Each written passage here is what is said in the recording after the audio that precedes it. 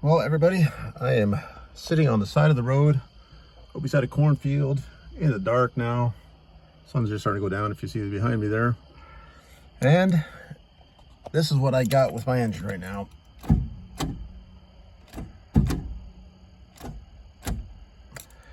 Yeah, she's done. I blew it up. I had noticed some pinging on it.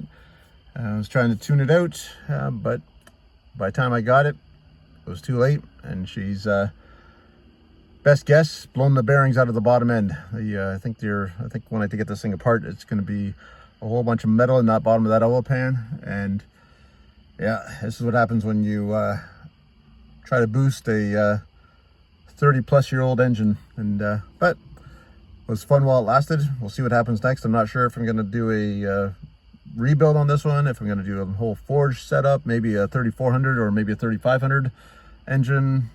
I don't know yet, but I'll post this up there for everybody to see. Let me know what you guys think. Maybe we'll get some different ideas, but unfortunately this looks like it's going to be the end of the Cavalier 3.1 turbo for a little while.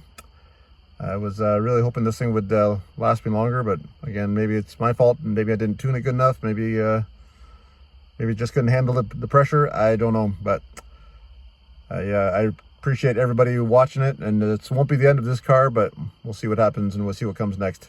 Thanks, guys. Have a good one. Bye-bye.